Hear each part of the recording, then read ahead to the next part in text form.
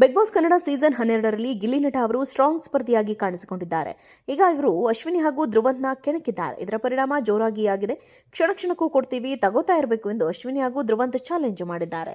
ಕೆಣಕಿದಾಗ ಅಶ್ವಿನಿ ಉರಿದು ಬೀಳುತ್ತಿದ್ರು. ಆದರೆ ನಂತರ ಅವರ ಆಟದಲ್ಲಿ ಬದಲಾವಣೆಯಾಗಿತ್ತು.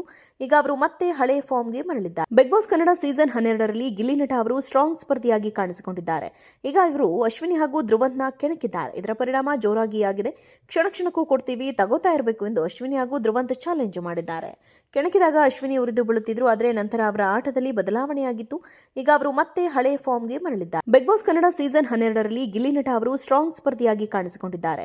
ಈಗ ಇವರು ಅಶ್ವಿನಿ ಹಾಗೂ ಧ್ರುವಂತ್ನ ಕೆಣಕಿದ್ದಾರೆ. ಇದರ ಪರಿಣಾಮ ಜೋರಾಗಿ ಆಗಿದೆ. ಕ್ಷಣ ಕ್ಷಣಕ್ಕೂ ಕೊಡ್ತೀವಿ, ತಗೋತಾ ಇರಬೇಕು ಎಂದು ಅಶ್ವಿನಿ ಹಾಗೂ ಧ್ರುವಂತ್ ಚಾಲೆಂಜ್ ಮಾಡಿದ್ದಾರೆ. ಕೆಣಕಿದಾಗ ಅಶ್ವಿನಿ ಉರಿದು ಬೀಳುತ್ತಿದ್ರು. ಆದರೆ ನಂತರ ಅವರ ಆಟದಲ್ಲಿ ಬದಲಾವಣೆಯಾಗಿತ್ತು. ಈಗ ಅವರು ಮತ್ತೆ ಹಳೆ ಫಾರ್ಮ್ಗೆ ಮರಳಿದ್ದಾರೆ. ಬಿಗ್ ಬಾಸ್ ಕನ್ನಡ ಸೀಸನ್ 12ರಲ್ಲಿ ಗಿಲ್ಲಿ ನಟ ಅವರು ಸ್ಟ್ರಾಂಗ್ ಸ್ಪರ್ಧಿಯಾಗಿ ಕಾಣಿಸಿಕೊಂಡಿದ್ದಾರೆ. ಈಗ ಇವರು ಅಶ್ವಿನಿ ಹಾಗೂ ಧ್ರುವಂತ್ನ ಕೆಣಕಿದ್ದಾರೆ. ಇದರ ಪರಿಣಾಮ ಜೋರಾಗಿ ಆಗಿದೆ. ಕ್ಷಣ ಕ್ಷಣಕ್ಕೂ ಕೊಡ್ತೀವಿ, ತಗೋತಾ ಇರಬೇಕು ಎಂದು ಅಶ್ವಿನಿ ಹಾಗೂ ಧ್ರುವಂತ್ ಚಾಲೆಂಜ್ ಮಾಡಿದ್ದಾರೆ. ಕೆಣಕಿದಾಗ ಅಶ್ವಿನಿ ಉರಿದು ಬೀಳುತ್ತಿದ್ರು. ಆದರೆ ನಂತರ ಅವರ ಆಟದಲ್ಲಿ ಬದಲಾವಣೆಯಾಗಿತ್ತು. ಈಗ ಅವರು ಮತ್ತೆ ಹಳೆ ಫಾರ್ಮ್ಗೆ ಮರಳಿದ್ದಾರೆ. ಬಿಗ್ ಬಾಸ್ ಕನ್ನಡ ಸೀಸನ್ 12ರಲ್ಲಿ ಗಿಲ್ಲಿ ನಟ ಅವರು ಸ್ಟ್ರಾಂಗ್ ಸ್ಪರ್ಧಿಯಾಗಿ ಕಾಣಿಸಿಕೊಂಡಿದ್ದಾರೆ. ಈಗ ಇವರು ಅಶ್ವಿನಿ ಹಾಗೂ ಧ್ರುವಂತ್ನ ಕೆಣಕಿದ್ದಾರೆ. ಇದರ ಪರಿಣಾಮ ಜೋರಾಗಿ ಆಗಿದೆ. ಕ್ಷಣ ಕ್ಷಣಕ್ಕೂ ಕೊಡ್ತೀವಿ, ತಗೋತಾ ಇರಬೇಕು ಎಂದು ಅಶ್ವಿನಿ ಹಾಗೂ ಧ್ರುವಂತ್ ಚಾಲೆಂಜ್ ಮಾಡಿದ್ದಾರೆ.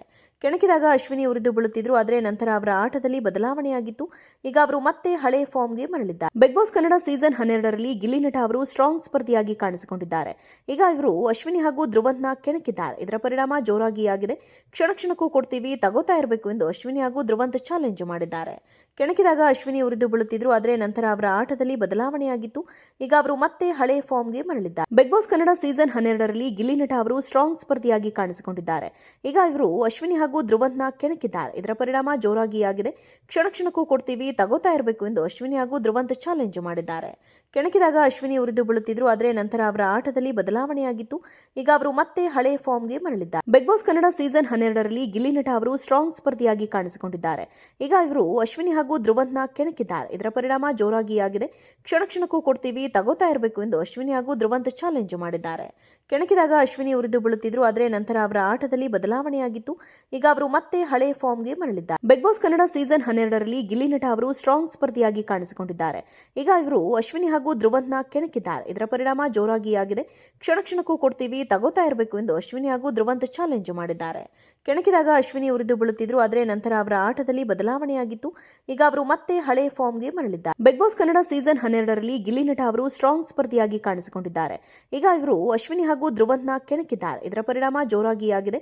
ಕ್ಷಣ ಕ್ಷಣಕ್ಕೂ ಕೊಡ್ತೀವಿ, ತಗೋತಾ ಇರಬೇಕು ಎಂದು ಅಶ್ವಿನಿ ಹಾಗೂ ಧ್ರುವಂತ್ ಚಾಲೆಂಜ್ ಮಾಡಿದ್ದಾರೆ. ಕೆಣಕಿದಾಗ ಅಶ್ವಿನಿ ಉರಿದು ಬೀಳುತ್ತಿದ್ರು. ಆದರೆ ನಂತರ ಅವರ ಆಟದಲ್ಲಿ ಬದಲಾವಣೆಯಾಗಿತ್ತು. ಈಗ ಅವರು ಮತ್ತೆ ಹಳೆ ಫಾರ್ಮ್ಗೆ ಮರಳಿದ್ದಾರೆ.